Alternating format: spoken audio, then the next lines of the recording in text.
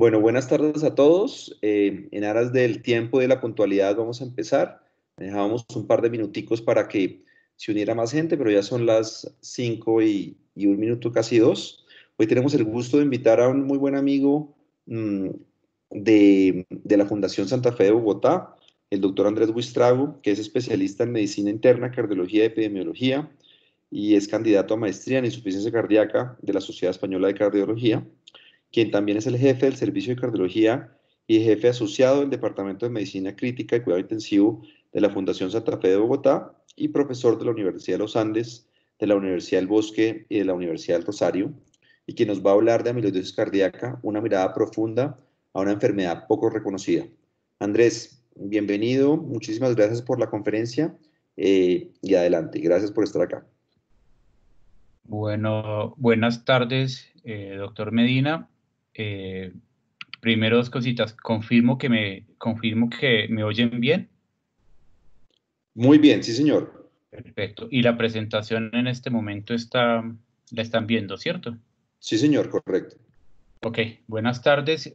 Muchas gracias, doctor Medina. Felicitaciones, como siempre, por esta iniciativa que empezó siendo local de la Fundación Cardioinfantil, la extendimos a algunas facultades en la ciudad y ya tenemos pues la participación de un gran número de facultades a nivel de Colombia. Estas iniciativas hay que resaltarlas.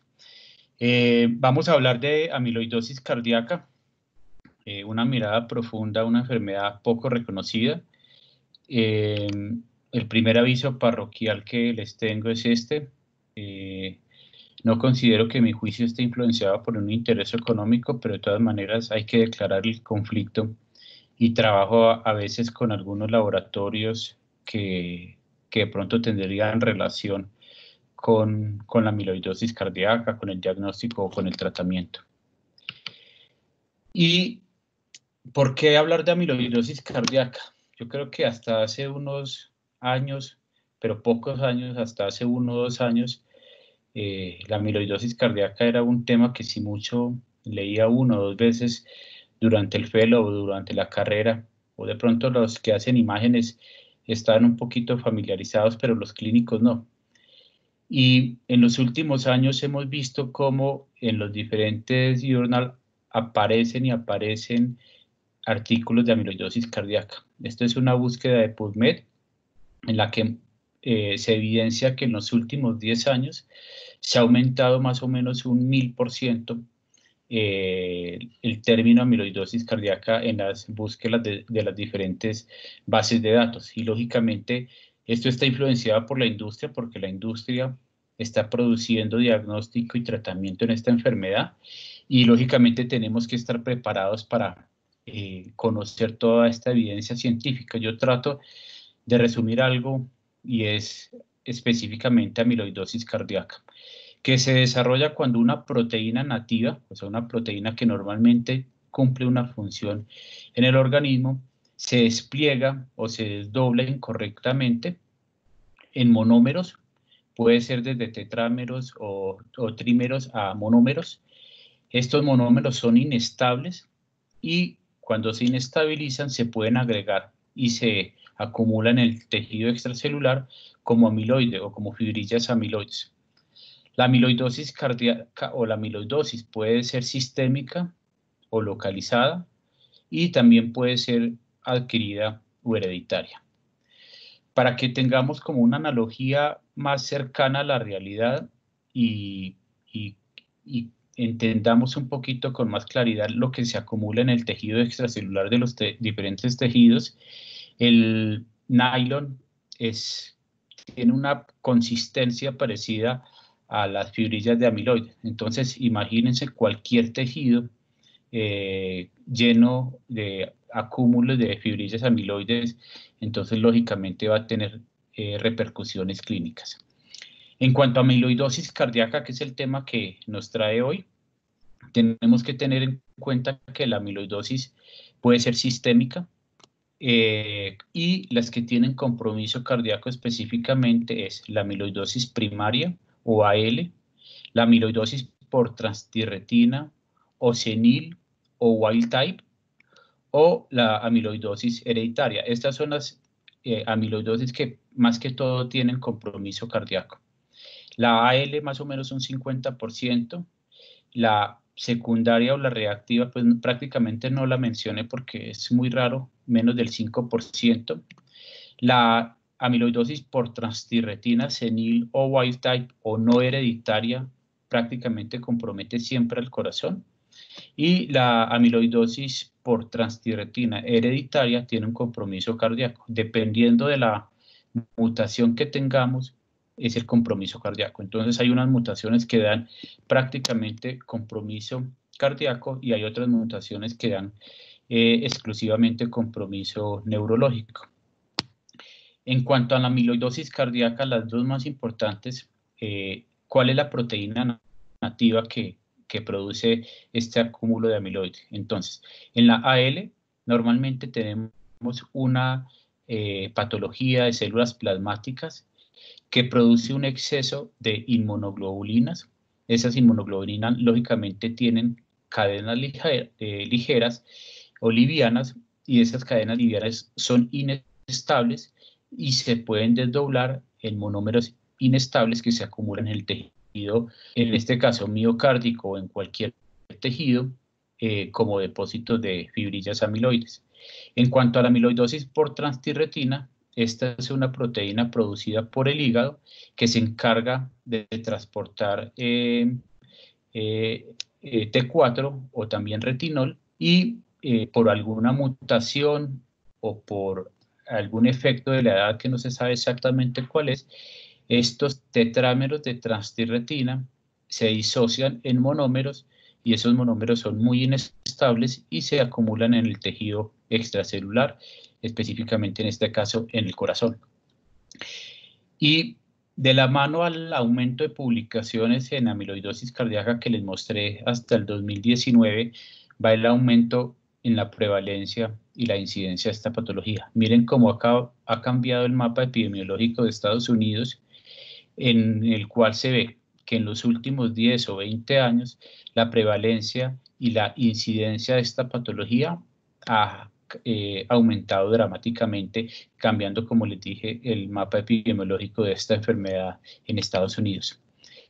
Específicamente, la anterior diapositiva correspondía a amiloidosis en general, AL o transtirretina o cualquier tipo de amiloidosis, pero este cambio se ha habido explicado principalmente por un aumento en el número de casos de amiloidosis por transtirretina. Principalmente la senil, que es la línea azul, o la wild type, la que no es hereditaria, en la que en los últimos 10 años el diagnóstico de esta enfermedad ha aumentado dramáticamente. Y de la mano, pero no con un efecto tan pronunciado, la amiloidosis por transtirretina hereditaria también ha aumentado su incidencia y su prevalencia. Estos son datos que debemos tener en cuenta, que de pronto aplican para poblaciones parecidas a las de Estados Unidos, porque es una población muy heterogénea. Por ejemplo, la amiloidosis por wild type o no hereditaria o senil está presente más o menos hasta en el 2% de los negros en Estados Unidos y en los blancos no hispánicos más o menos en un 0.4%.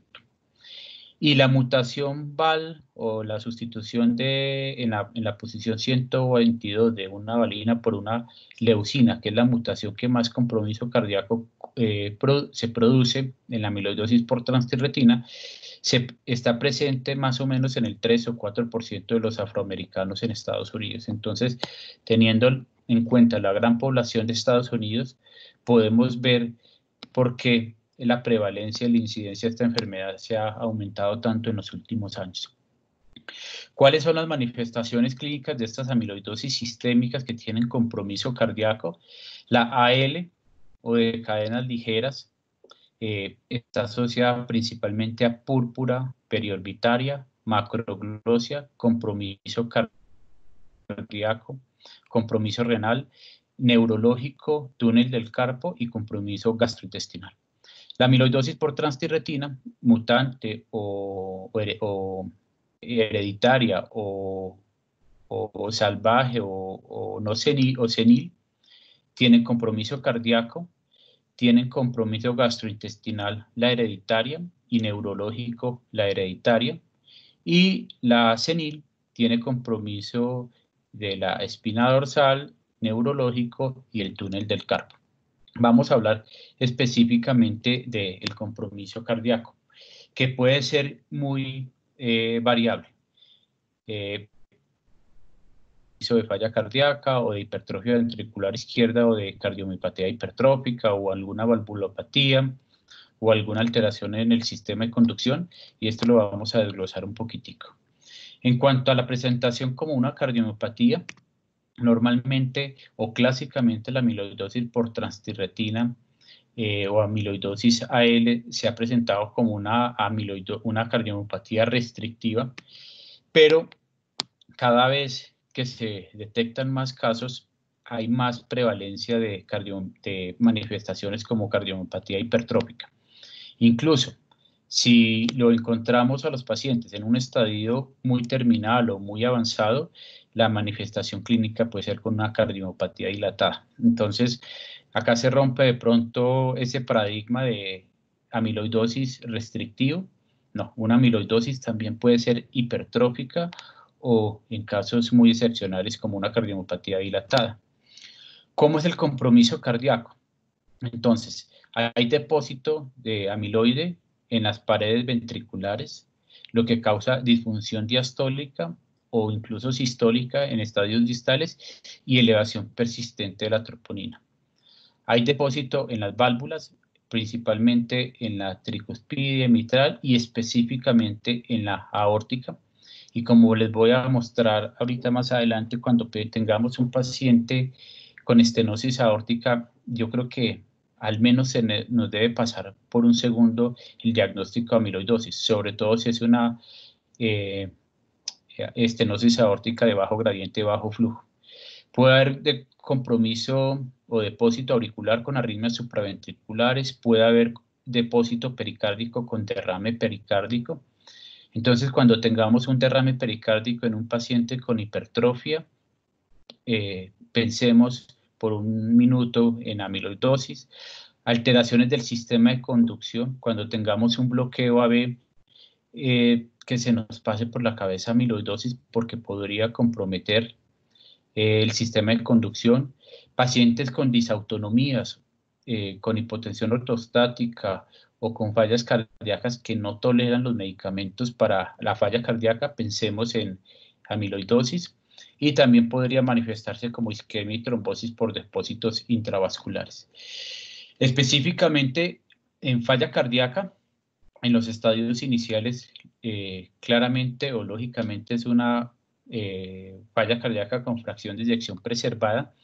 Y si en una clínica de falla cardíaca cogemos los pacientes que tienen más de 1.2 centímetros de septum, y a todos, independiente de la clínica, le hacemos una gamografía con DPD, podemos encontrar que esta gamografía puede ser positiva hasta en el 13% de los pacientes con falla cardíaca y fracción de eyección preservada, y confirmarse el diagnóstico de amiloidosis por biopsia miocárdica al final del estudio diagnóstico. 13% de la población general con falla cardíaca con fracción de eyección preservada y un septum mayor de 12 milímetros. Y si solamente cogiéramos a los pacientes mayores de 75 años, este 13% se aumenta a un 30%. Entonces, el doctor García Pavía decía que a veces el diagnóstico de falla cardíaca con fracción de eyección preservada nos ponía una venda en los ojos y nos obligaba o nos cegaba para pensar en otros diagnósticos diferenciales. Yo creo que con todas estas patologías que van emergiendo en los últimos años y con el mejor conocimiento de la falla cardíaca con fracción de eyección preservada, no nos podemos quedar ahí, porque, por ejemplo, puede ser una amiloidosis cardíaca el diagnóstico diferencial. En cuanto a valvulopatías, en pacientes que van a ser sometidos a cirugía de válvula aórtica, un cambio valvular aórtico por una estenosis aórtica severa calcificada, más o menos el 5% de los pacientes, si les hacemos un estudio de amiloidosis, como una gammagrafía ósea con DPD o HMDP o con pirofosfato, podemos encontrar la amiloidosis por transtirretina hasta en el 5% de estos pacientes sin haberse sospechado previamente amiloidosis cardíaca, solamente con el hecho de tener estenosis aórtica severa. Y esto es importante tenerlo en cuenta porque la mortalidad de estos pacientes aumenta de un 7% más o menos en pacientes que no tienen amiloidosis cardíaca a un 50% en pacientes que finalmente tuvieron concomitantemente el diagnóstico de amiloidosis cardíaca. Entonces, no solamente necesitarían un tratamiento diferente, sino una consideración especial en cuanto al sometimiento de la cirugía. Si tenemos en cuenta los pacientes que van para TAVI, que son pacientes más comórbidos, más viejitos, ese 5% del que les hablé inicialmente en estenosis aórtica severa, calcificada, que iban a cirugía, en caso de que fueran para TAVI, o en caso de que cogiéramos una población de TAVI, ese porcentaje se sube a un 16%. Entonces, en este estudio, en población no seleccionada, que iban para TAVI, se encontró que tenían concomitantemente el diagnóstico de amiloidosis cardíaca. En cuanto a bloqueos auriculoventriculares, hay diferentes registros o estudios descriptivos en los que en pacientes que llegan con un bloqueo auriculoventricular que necesitan marcapaso, se les hace un diagnóstico final de amiloidosis cardíaca, más o menos entre el 2 y el 7% de estos pacientes. Entonces, siempre pensamos que el bloqueo AB completo es degenerativo o está gatillado por medicamentos o por alguna otra patología. Dentro de esas patologías debemos pensar amiloidosis cardíaca. En cuanto a problemas neurológicos, es frecuente que los pacientes que tengan síndrome del túnel del carpo, que necesitan cirugía y que se les hace un screening y se encuentra un septum por encima de 12 milímetros, más o menos el 1.5% de los pacientes terminan teniendo amiloidosis cardíaca después de hacerle una gammagrafía con DPD, ya sea amiloidosis por transtirretina o amiloidosis AL. Si el síndrome del túnel del carpo es bilateral, este porcentaje se aumenta más o menos al 3%. Y si es bilateral y el paciente no tiene ninguna exposición laboral, este porcentaje se aumenta más o menos a un 4%. Entonces, pensemos siempre en pacientes comórbidos con septum por encima de 12 milímetros y síndrome del túnel del carpo, principalmente bilateral, en amiloidosis cardíaca. Esto yo creo que lo hemos visto muchas veces en nuestra consulta de medicina interna o de cardiología, y son pacientes que tienen rupturas espontáneas del bíceps. Muchas veces el ortopedista le echa la culpa a la estatina o a las quinolonas. Este signo, que se ha denominado por los centros de mayor número de pacientes como el signo de Popeye, está presente hasta en el 32% de los pacientes con amiloidosis por transtirretina. Entonces, si lo encontramos, no lo dejemos en saco roto, al menos pidámosle un eco al paciente y miremos a ver cómo está ese septum, porque posiblemente podríamos hacer un diagnóstico bien interesante de Dr. House. En cuanto al diagnóstico y las pruebas diagnósticas, el electrocardiograma siempre lógicamente hay que mencionarlo. Las manifestaciones son muy variables, no hay un patrón electrocardiográfico clásico. El patrón de pseudoinfarto es algo que de pronto mencionan en algunas series, esta Q en derivaciones precordiales en pacientes que no han tenido un infarto, nos debe alertar sobre amiloidosis cardíaca. La arritmia más frecuente o no más frecuente, la fibrilación auricular es relativamente un hallazgo frecuente en estos pacientes. Cuando cogemos una serie de pacientes con amiloidosis, casi el 60% de los pacientes tienen fibrilación auricular. Podemos también tener bajo voltaje en derivaciones precordiales o un zócalo por debajo de 15 milímetros. Eso está presente más o menos en el 30-35% de los pacientes. Sobre todo si tenemos hipertrofia ventricular izquierda con un electro con bajo voltaje, pensemos en una enfermedad infiltrativa. También podemos tener hipertrofia ventricular izquierda, pero en un porcentaje mucho menor. Miren que menos del 10%, alrededor del 10% tienen hipertrofia ventricular izquierda. En cuanto al ecocardiograma, muchas veces los ecocardiografistas, con solamente poner el traductor, ya se les alerta algo en cuanto a la apariencia de ese miocardio, como granular o hiperecoico, o con este patrón que tiene diferentes descripciones, y ya saben que se trata de pronto de una enfermedad infiltrativa. En cuanto a la fracción de eyección, en promedio, en los pacientes con amiloidosis cardíaca es del 52%, pero un porcentaje importante de pacientes, casi el 40% de los pacientes, pueden tener fracción de eyección menor del 50%. Entonces, como les decía, no solamente son fracción de eyección preservada o cardiopatías restrictivas, dependiendo de la edad de evolución de la enfermedad, la fracción de eyección, como en todas las cardiomiopatías, se puede ir deteriorando. ¿Qué otras claves nos debe hacer pensar en amiloidosis cardíaca? Un engrosamiento de las válvulas auriculoventriculares, mitral o tricuspidia, o como les dije ahorita, un paciente con hipertrofia y derrame pericárdico, pensemos en amiloidosis o incluso derrame pleural.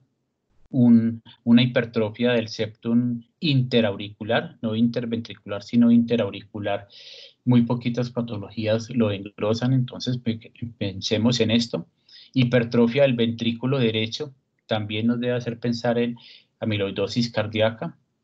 Lógicamente, disfunción diastólica desde todos sus grados de severidad. Si la encontramos muy tempranamente, pues desde grados leves, o si la encontramos muy severamente o en grados avanzados, podemos tener patrones restrictivos en los flujos transmitrales. El strain global longitudinal tiene una característica importante, y es este sharing top, en el que normalmente hay un compromiso principalmente de los segmentos basales y mediales o mesiales, y con un respeto del ápex. Eso da este mapa polar en el que los segmentos apicales están muy respetados, con una disminución del strain global de los segmentos mediales, mesiales o basales. Eso en cuanto a eco. En cuanto a resonancia de corazón, como les dije previamente, es frecuente que encontremos hipertrofia simétrica, pero a medida que tenemos más conocimiento de la enfermedad, hasta 1 de 5 pacientes con amiloidosis podrían tener una hipertrofia asimétrica. Entonces, no es como de pronto como yo aprendí, o como la primera vez que leí amiloidosis, que nos hablaban prácticamente de amiloidosis simétrica. La hipertrofia asimétrica también nos debe hacer pensar en amiloidosis cardíaca. Otra herramienta importante en la resonancia magnética es el realce tardío con gadolinio, que en cuanto a amiloidosis cardíaca o como en todas las cardiomiopatías, tiene algunos patrones que podrían ser característicos, como el parcheado intraventricular o medioventricular, que lo comparte en conjunto con la sarcoidosis, o uno un poquito más específico, pero lastimosamente se ve en los estadios más avanzados de la enfermedad, que es un patrón global subendocárdico. Cuando veamos esto en una resonancia magnética y un realce tardío, pensemos siempre en amiloidosis cardíaca. Ese realce tardío está presente más o menos entre el 70-90% de los pacientes y, como les dije, es global subendocárdico, o también puede ser en parches, y estos dos patrones nos podrían hablar de amiloidosis cardíaca. El T1 nativo, o sea, sin contraste, sin gadolinio, antes de poner el gadolinio, está muy prolongado en pacientes con amiloidosis cardíaca. Entonces, si de pronto tenemos un paciente con depuración de creatinina por debajo de 30, que es más o menos el 30% de los pacientes con amiloidosis cardíaca, le podemos hacer una resonancia sin contraste y que nos midan un mapa con un software paramétrico. Miremos a ver el T1 nativo, y si está muy prolongado, esto tendría un área bajo la curva cercana al 93% para el diagnóstico de amiloidosis cardíaca.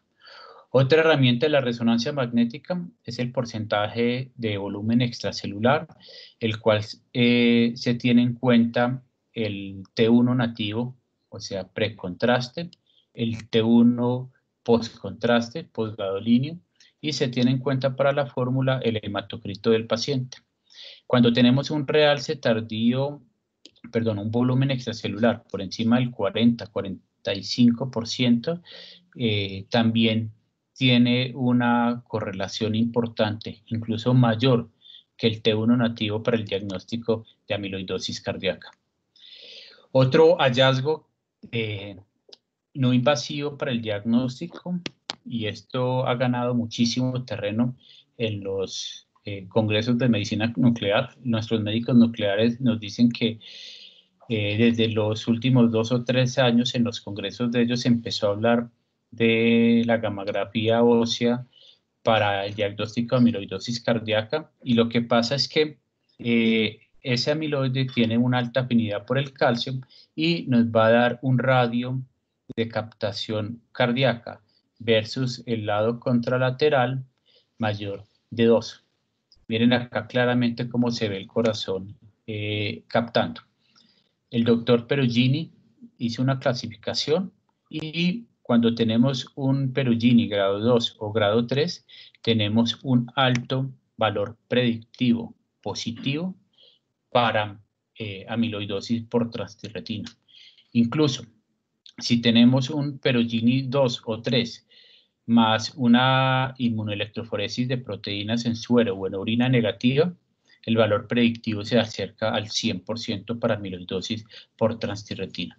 Los únicos falsos positivos que podría tener un Perugini 2 o 3 sería en el caso de pacientes con amiloidosis por AL, o sea, por inmunoglobulinas. Entonces, como vamos a ver más adelante, por eso es la gammagrafía ósea ha ganado tanto terreno en el diagnóstico de esta enfermedad. Y como siempre, la patología nos ayuda. Este es un corazón amiloide en el que cuando se toca tiene una consistencia como cauchosa, dura, poco elástica, a diferencia de un corazón normal que es, no sé cómo describir la sensación, pero es un poco más como espumoso, como más esponjoso. Aquí claramente vemos una hipertrofia de todas las paredes del corazón, de las valvas auriculoventriculares. Si le hacemos una tinción de hematocilina eosina, podemos ver el depósito amiloide generalizado o difuso. Si le ponemos rojo Congo, tinción de rojo Congo, y en un dispositivo birefringente, podemos ver la apariencia de verde manzana, que es característico de amiloidosis cardíaca.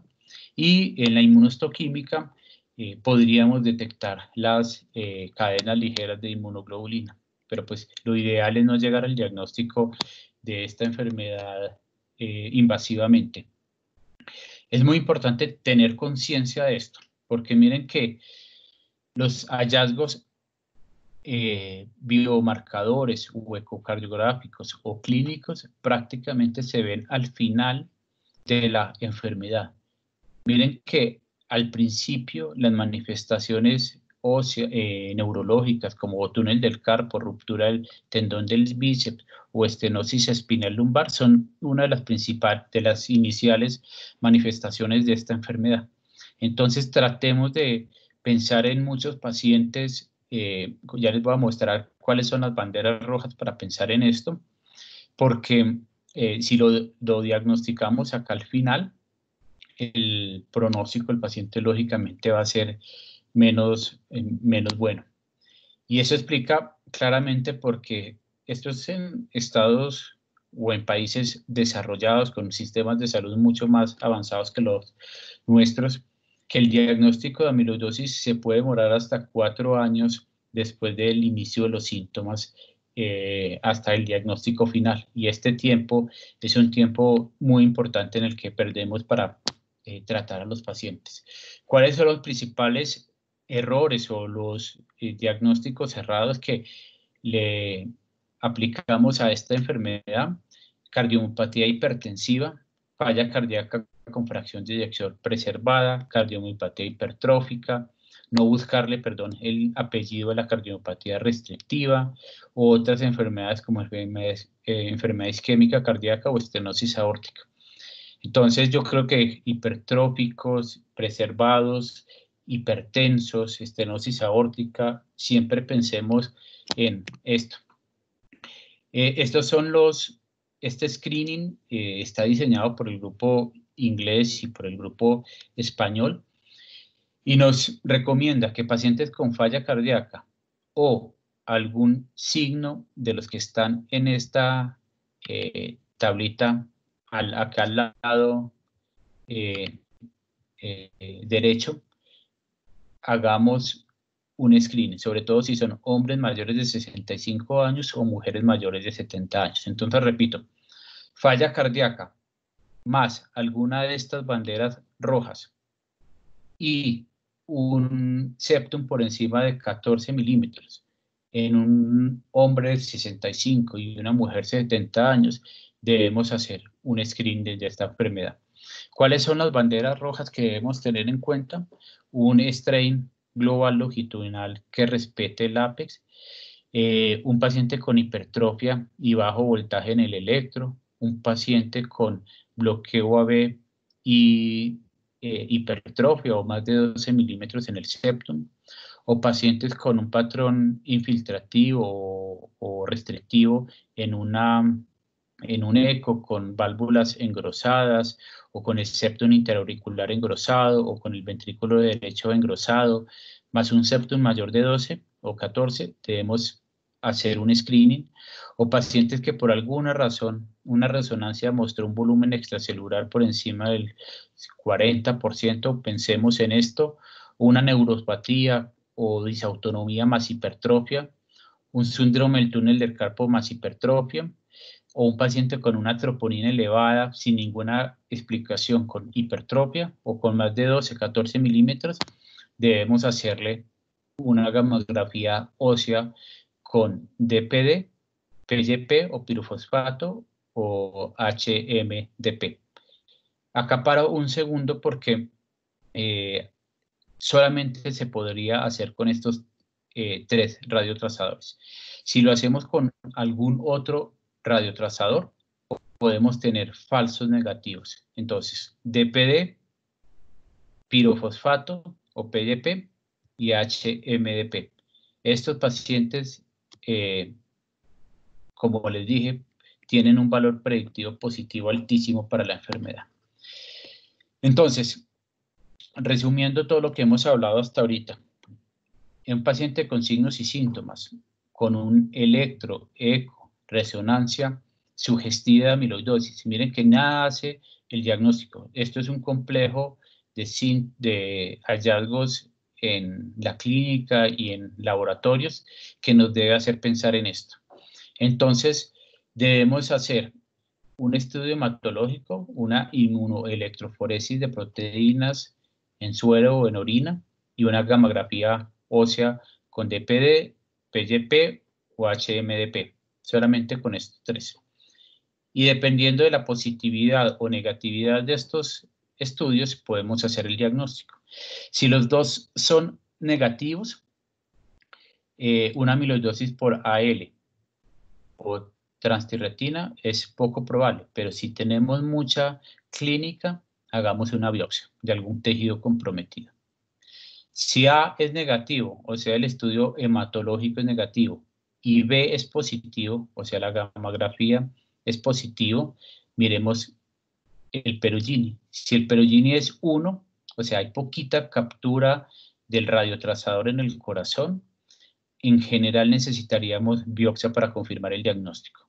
Pero si el diagnóstico, si el Perugini es 2 o 3, o sea, hay una captura o una captación del radiotrazador, al menos 2 veces del corazón con respecto al lado contralateral, tenemos el diagnóstico no invasivo de amiloidosis por transretina. Y a esta población le hacemos un estudio genético para definir si es senil o wild type o si es hereditaria y miramos cuál es la mutación que compromete al paciente. Por este lado, A positivo y B negativo, estamos ante una amiloidosis AL y llamamos al hematólogo. Ya les voy a decir por qué llamamos al hematólogo. Y si A es positivo y B es positivo, necesitamos una biopsia para de pronto ver en inmunohistoquímica o en hematocilina eosina y en rojo Congo, a ver si detectamos tejido amiloide o cadenas ligeras de inmunoglobulinas para ponerle el apellido a esta amiloidosis cardíaca. Si por alguna razón, en algún punto del camino sospechamos amiloidosis cardíaca AL, se considera una urgencia médica la amiloidosis cardíaca por AL. ¿Por qué? Porque el diagnóstico está directamente relacionado con el tiempo en que este paciente recibe todos estos medicamentos para amiloidosis AL, que lógicamente no damos nosotros, sino que lo hace el hematólogo. Entonces, yo creo que estamos ante la sospecha de una amiloidosis cardíaca AL, autorizados en, si no es fácil que lo vea el hematólogo rápidamente, de pronto hospitalizar a este paciente, porque si se nos pierde 1 o 2 meses, el pronóstico de estos pacientes es malísimo. Como les dije, siempre que confirmemos amiloidosis por transtirretina debemos hacer un estudio genético, porque dependiendo de la mutación está el compromiso.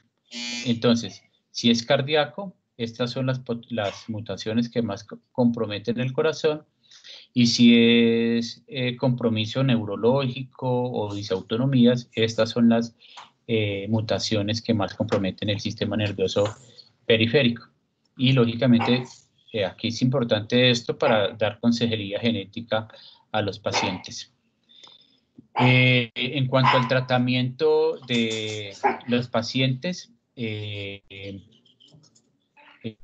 pues lógicamente falla cardíaca. Lastimosamente, las terapias de falla cardíaca no han demostrado efectividad en amiloidosis cardíaca. Entonces, incluso el paciente se siente mejor. A este grupo de pacientes, cuando le empezamos un beta bloqueador, un inhibidor de la ECA o sacubitril valsartán, la tolerancia es malísima. Entonces, incluso es una bandera roja para pensar de pronto en esta enfermedad infiltrativa. Si hay congestión diuréticos de ASA o cualquier otra medida que mejore la congestión. Para las arritmias cardíacas, si el paciente tiene fibrilación auricular, la recomendación es siempre anticoagularlo, independiente del CHA2-VASc, y se podría anticoagular con anticoagulantes directos. No necesariamente necesitarían ser antagonistas de la vitamina K. Y en un grupo multidisciplinario podríamos decidir si le ponemos un marcapaso a pacientes con bloqueo cardíaco completo o pacientes un cardiodesfibrilador en pacientes con buen pronóstico o un resincronizador en pacientes dependientes de marcapaso y fracción de eyección baja. Esto lógicamente se discute con un heart team. Pero ya tenemos agentes modificadores de la enfermedad. Para transtirretina con compromiso cardíaco, tafamidis ya está aprobado en Europa y Estados Unidos. Podríamos utilizar el diflunisal, que es un AINE, pero la recomendación es off-label. Y también podríamos, si el paciente tiene amiloidosis por transtirretina y además de eso tiene neuropatía, podríamos dar 2 medicamentos que están aprobados para estas patologías como son inotersen o patisiran. Pero si es compromiso exclusivamente por cardiomiopatía en la amiloidosis hereditaria, solamente sería tafamidis. Inotersen o patisiran no están en este momento aprobados para alguna amiloidosis con compromiso exclusivamente de corazón. En cuanto al tratamiento de soporte, ya les dije el manejo más o menos de diuréticos, de la congestión. No, el manejo de falla no sirve acá, incluso es peor. Hay algunos reportes de casos en los que los calcioantagonistas no dihidropirínicos podrían estar asociados a mayor presencia de bloqueos AB, entonces tengamos mucho cuidado. La dioxina, tengamos mucho cuidado porque hay algunos reportes de casos que dicen que de pronto podrían estar asociados con mayor toxicidad por acúmulo de la digoxina en el tejido amiloide. El midodride, si el paciente tiene hipotensión ortostática, podría utilizarse. Como les dije, fibrilación auricular siempre anticoagular. Se podrían anticoagulantes directos. Se podría utilizar amiodarona para controlar el ritmo. Y me había olvidado decirles algo muy importante. Los pacientes con FA y amiloidosis cardíaca tienen una pésima función auricular. Entonces, esa cardioversión se considera de alto riesgo. Entonces, siempre antes de una cardioversión en FA de amiloidosis, siempre pensar en, siempre hacer eco transesofágico antes de cardiovertirlos eléctricamente. En cuanto al tratamiento específico, yo no les voy a hablar de amiloidosis AL porque esto es terreno exclusivamente de los hematólogos y de los oncólogos. Acá hay un poco de medicamentos que ni siquiera sé pronunciar. Entonces, esto lo dejamos en manos de los hematólogos, pero la amiloidosis por transtirretina sí es de manejo de nosotros, sobre todo la que tiene compromiso cardíaco. La que tiene compromiso neurológico exclusivamente, pues es para los neurólogos y podrían utilizar medicamentos como inotersen o patisiran que inhiben la síntesis de transtirretina, son silenciadores genéticos, pero para amiloidosis cardíaca podríamos utilizar estabilizadores de los tetrámeros de transtirretina como tafamidis, pero este paciente debe tener compromiso cardíaco exclusivamente. Tafamidis hace más o menos unos 2 años se lanzó en el Congreso Europeo y comparado con placebo en esta población de amiloidosis cardíaca solamente por transtirretina, ya sea hereditaria o wild type, disminuyó el desenlace compuesto primario más o menos en un 30%. Entonces, comparado con placebo, que era tratamiento de soporte, tafamidis disminuyó la progresión de la enfermedad más o menos con una disminución del 30% de los desenlaces compuestos. Mejoró calidad de vida o disminuyó el deterioro de la calidad de vida que tienen estos pacientes, medido por caminata de 6 minutos, y cuando le aplicamos a estos pacientes un cuestionario de Kansas, también tafamidis disminuyó o mejoró o disminuyó el empeoramiento en la calidad de vida de los pacientes con amiloidosis cardíaca comparado con placebo. Fue igual de efectivo en pacientes que tenían amiloidosis mutante o senil o hereditaria, principalmente en pacientes con clase funcional 1 o 2, en pacientes con clase funcional 3, aunque esto está al lado del efecto a favor de tafamidis, pues no fue significativo, pero yo creo que se podrían beneficiar estos pacientes. Clase 4, si no están incluidos en el estudio, entonces no podríamos hablar. Y 80 o 20 miligramos, que fueron las dos dosis utilizadas en el ACTRACT, fueron efectivas. Recientemente salió un subanálisis del ACTRACT en el que mostró que parece que le iba mejor a los pacientes de 80 miligramos que a los de 20, y esto ya se veía en el análisis de subgrupos del ACTRACT.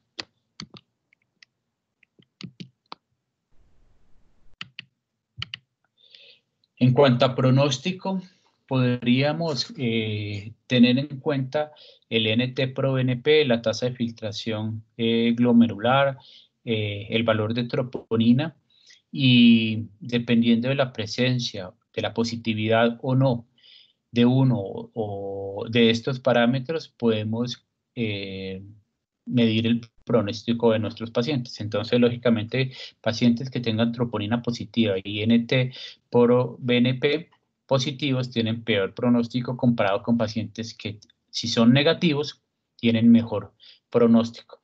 Eso también aplica para la escala inglesa, en la cual tiene en cuenta la tasa de filtración glomerular y el NT-proBNP. Si los dos son normales, tenemos lógicamente mejor pronóstico que si tenemos una depuración de creatinina por debajo de 45 o un NT-proBNP por encima de 3000.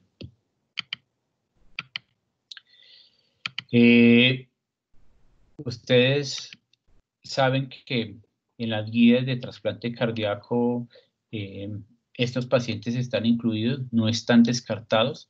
Entonces, en pacientes con amiloidosis por AL se podrían trasplantar primero el corazón y después se podría trasplantar la médula. E incluso en pacientes con amiloidosis por transtirretina también se podría hacer trasplante hepático y trasplante cardíaco. No están contraindicados en estos pacientes. Ya para terminar, mensajes para llevar a casa. Esto no es una enfermedad rara. Yo creo que se nos ha pasado a todos por las narices. Tenemos que pensarlo. Si todos nos han explicado nuestros profes que si no pensamos en algo, no lo diagnosticamos. Entonces tenemos que pensarlo, pues, y este era el objetivo de esta presentación. Hay muchísimas presentaciones clínicas, entonces no nos quedemos con lo que aprendimos de pronto de cardiomiopatía restrictiva. Pensemos en falla cardíaca con fracción de eyección preservada, estenosis aórtica, bloqueos auriculoventriculares, pacientes con falla que no toleran los medicamentos de falla. Pensemos en esta patología. Podemos hacer diagnóstico invasivo, entonces la gammagrafía ósea con DPD, HMDP o con pirofosfato nos puede ayudar en el diagnóstico. Y ya tenemos alternativas de tratamiento, entonces estos pacientes no están olvidados. Por último, como decía Darwin, lo importante no es ser fuerte, lo importante no es ser inteligente, sino lo importante es ser evolucionar y ser adaptable en el cambio. Y las patologías que veíamos hace 10 años o que no veíamos hace 10 años, ahorita la estamos viendo, entonces tenemos que manejar todo esto.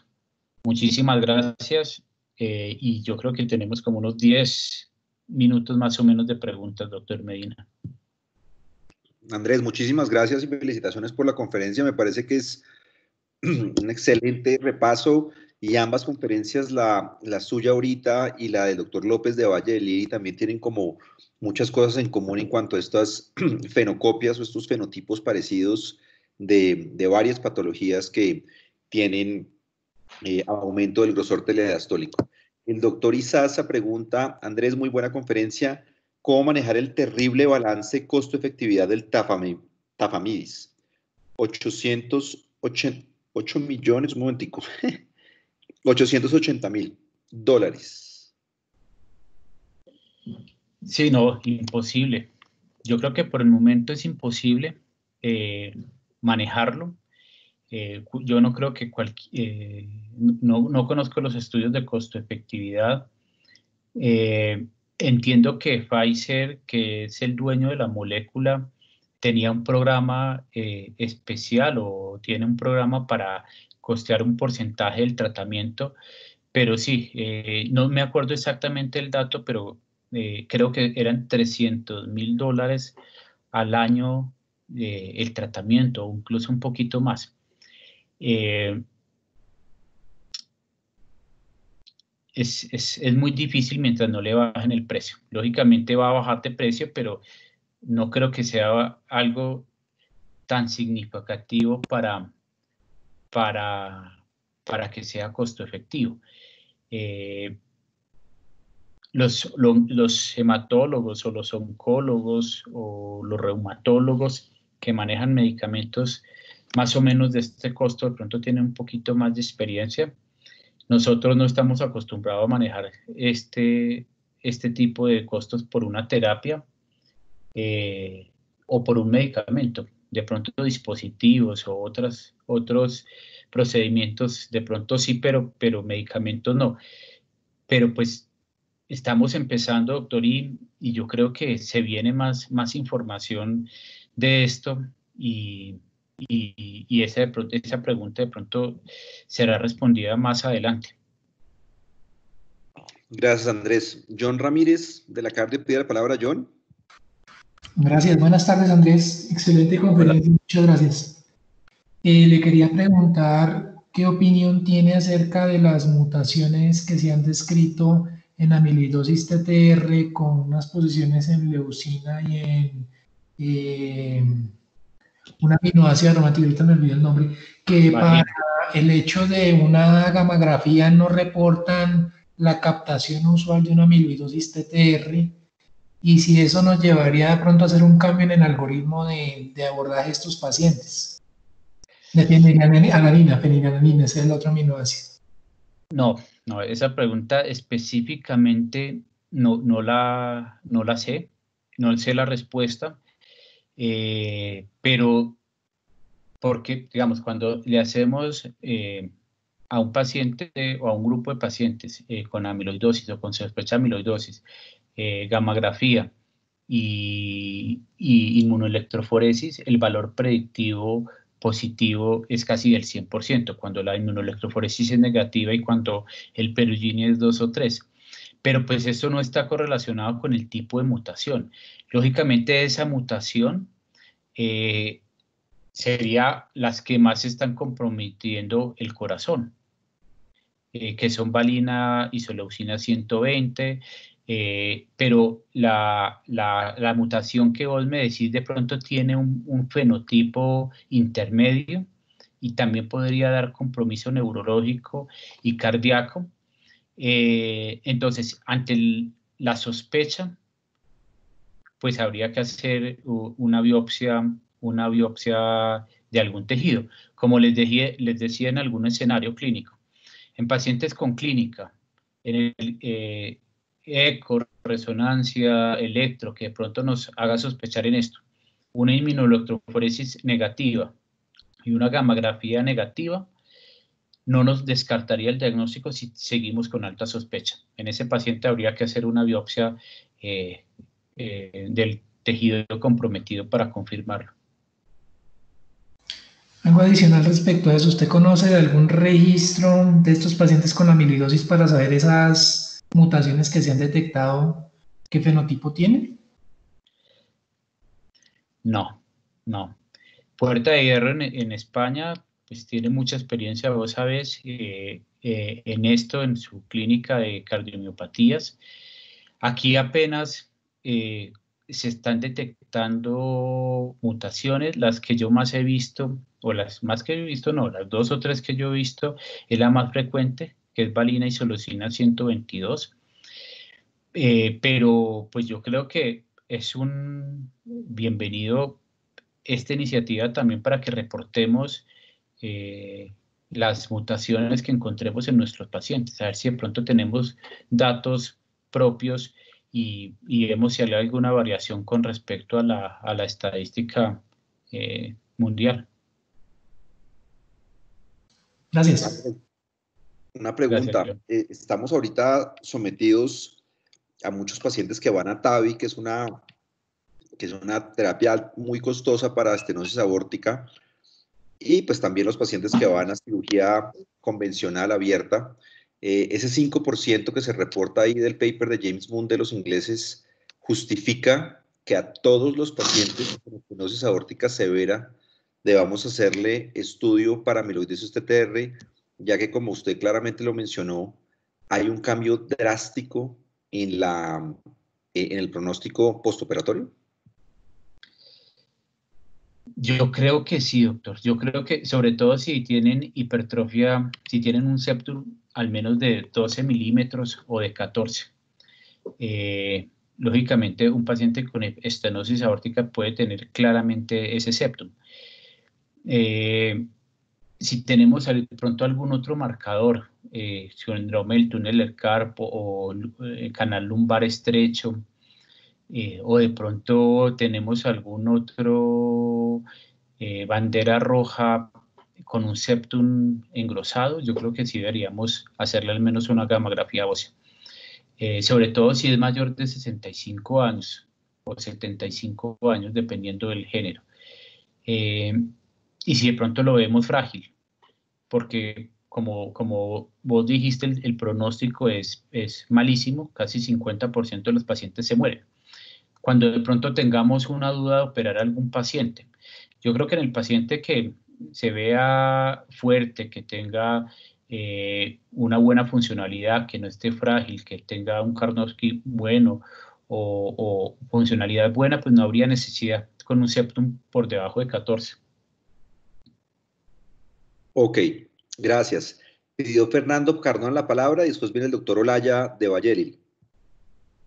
Buenas tardes, Do, muchas gracias por esa charla. Quería preguntar de pronto si, o más bien qué papel le quedaría de pronto a la doxiciclina en vista que por ahora los tratamientos disponibles son muy costosos y el diflunisal de pronto si tiene algún papel también.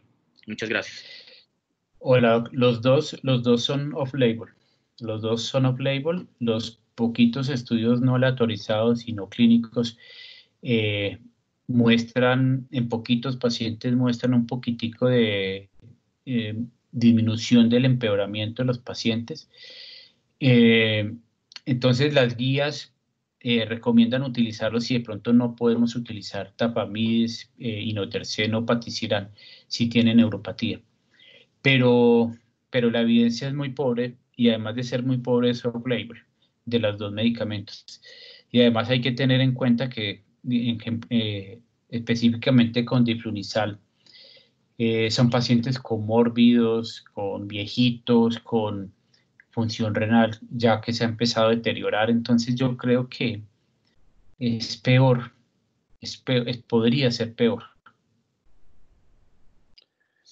Bueno, y última pregunta, doctor Olaya, desde Cali. Doctor, adelante. Bueno, buenas tardes. Pastor Olaya, de la Fundación Valle del Lili, trabajo en el área de ecocardiografía y también en falla y trasplante cardíaco. Gracias, doctor Buitrago. Me parece que ha sido una revisión extraordinaria, un esfuerzo muy grande para haber recopilado tanta información y poder transmitirla de una forma tan clara. Quiero hacer dos complementos a la parte ecocardiográfica cuando se trata de sospechar la posibilidad de amiloidosis. Uno es la dilatación de las dos aurículas, que me parece que, o no sé si me distraje o no la mencionaste, y me parece que es muy importante la dilatación de las dos aurículas. Y dos, resulta que las máquinas de ecocardiografía de hoy en día, todas traen un tipo de tecnología que se llama de armónicas. Y cuando uno comienza le pone el transductor al paciente, desde que prende la máquina, siempre arranca por default con armónicas, diferentes tipos. Cada marca de máquina tiene su propio modelo de armónica. Entonces, cuando uno trabaja con armónicas, se pierde el famoso moteado o punteado que le sugiere a uno el miocardio. Entonces, lo que están recomendando algunos expertos es sensibilizar a los tecnólogos que toman las imágenes o a los cardiólogos que tomamos las imágenes para que cuando encontremos un septum o una pared del ventrículo, cualquiera que ella sea, igual o mayor de 14 milímetros, le hundamos el botón de armónica y lo dejemos en la fundamental. Le quitamos armónica y queda como los ecocardiogramas viejos, entonces podemos ver el moteado real y nos va a ayudar muchísimo porque es el moteado visto con la fundamental es típico, es muy altamente sugestivo de esto. Bueno, ese era un complemento pues a lo que nos dijiste con respecto del ecocardiograma. También con respecto al ecocardiograma, la disfunción diastólica de la cardiomiopatía dilatada puede ser cualquier cosa, desde alteraciones de la relajación, compresiones de llenado normales, o sea, disfunción tipo 1, hasta fisiología restrictiva, o sea, onda E mayor que onda A con desaceleración muy pronunciada. De manera que si uno encuentra un paciente con hipertrofia, entre comillas,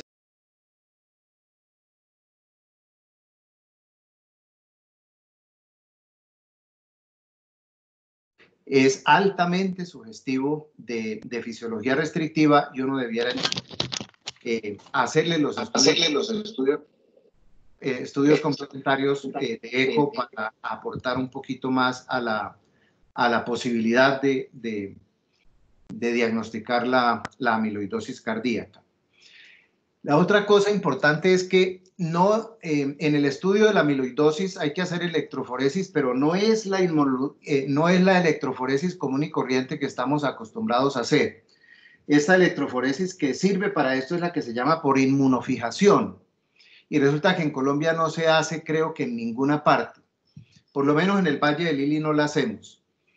Y tampoco se miden las cadenas ligeras. En algunas partes miden la cadena ligera en suero, pero no se mide en orina, y hay que medirla en ambras, en suero y en orina. Y no se mide aquí. Y la otra cuestión maluca para nosotros aquí en Colombia es que la biopsia con rojo Congo, pues sí, diagnostica, es muy útil para diagnosticar la amiloidosis, pero la mayor utilidad realmente de la biopsia es tratar de ayudarnos a diferenciar si esto es una amiloidosis AL o no. Y resulta que para hacer esto se necesita unos procedimientos patológicos sofisticados como la inmunohistoquímica, que tampoco la tenemos en Colombia, y la espectrometría de masa, que tampoco la tenemos en Colombia. De manera que el estudio a fondo de la amiloidosis nos queda un poquito frenado porque no tenemos en Colombia muchas de las tecnologías de estas. No, eso eran los comentarios que quería hacer. Muchas gracias. Estamos ya sobre las 6:05. Le vamos a dar un espacio a la última pregunta. Javier Torres, Perú, fue fellow, se rotó aquí con nosotros en imágenes cardiovasculares en la cardioinfantil. Javier, gusto saludarte. Adelante, por favor. ¿Qué tal? ¿Se me escucha? Sí, buenas tardes, doctor. Gracias por la exposición. Una muy buena revisión. Tenía un par de dudas en realidad, sobre todo con el uso de la resonancia magnética o las imágenes cardiovasculares para evaluar regresión en el caso de amiloidosis cardíaca. Y el otro punto que mencionó con respecto al trasplante en amiloidosis primaria, trasplante cardíaco y luego el trasplante de médula. ¿Han tenido algunos casos parecidos en los que ha funcionado eso?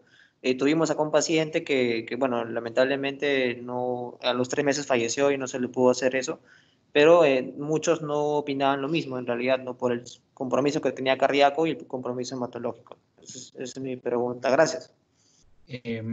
Dos respuestas rápidas. Sí, el porcentaje de volumen extracelular podría estar relacionado con mejoría en el tratamiento. Entonces hay algunos estudios que muestran que después de empezar tafamidis se mide unos años o unos meses después el volumen el porcentaje de volumen extracelular y disminuye. Y en cuanto al trasplante, el problema es que en nuestros países normalmente nos llegan los pacientes con AL muy avanzados. Entonces ya cuando los diagnosticamos con amiloidosis cardíaca tienen un muy mal pronóstico general porque están muy comprometidos, pero en los países en los que se detecta tempranamente, que no tienen tanto compromiso general, sí es una alternativa. No sé si María Juliana o por ahí, o John, que tienen más experiencia en trasplante, que nos puedan decir en cuanto a la experiencia de ustedes en trasplantar ALs en primero corazón y después médula ósea. No, hasta el momento no hemos tenido esos casos. Bueno, y ahora sí prometido, Andrés, la última. Cristian Felipe Ramírez de Medellín pregunta, excelente conferencia, quería preguntar, teniendo en cuenta la guía de falla cardíaca de FEBI preservada de diagnóstico en el diagnóstico final de la búsqueda teológica, ¿cuál sería el paciente ideal para solicitarle resonancia y si llegaremos a un uso masivo de la resonancia? Yo creo que en un paciente con falla cardíaca con fracción de eyección preservada siempre tenemos que ponerle apellido a la falla cardíaca con preservada. Siempre pensemos en Fabry, siempre pensemos en amiloidosis, siempre pensemos en alguna otra enfermedad de depósito, en alguna eosinofilia o en algo. Entonces yo creo que la resonancia magnética nos ayudaría muchísimo porque si vemos un T1 prolongado, un volumen extracelular aumentado, un realce tardío parcheado o en algún otro patrón, pues nos abriría los ojos a pensar en otra enfermedad. Y a veces esta información no nos lo da por completo un eco. Lógicamente si justifica, si vemos que es un paciente muy frágil, muy abuelito, que muy seguramente no se va a beneficiar de muchas cosas, pues no, de pronto no justificaría. Pero si estamos enredados con el tratamiento, si no los tolera los antihipertensivos, yo sí creo que pensemos en la resonancia, nos va a dar muchísima información.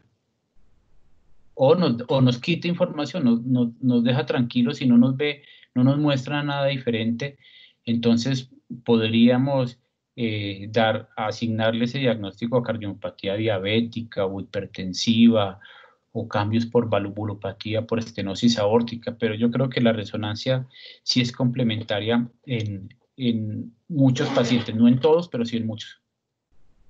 Listo, Andrés, muchísimas gracias. Excelente la revisión, súper didáctica y súper simple.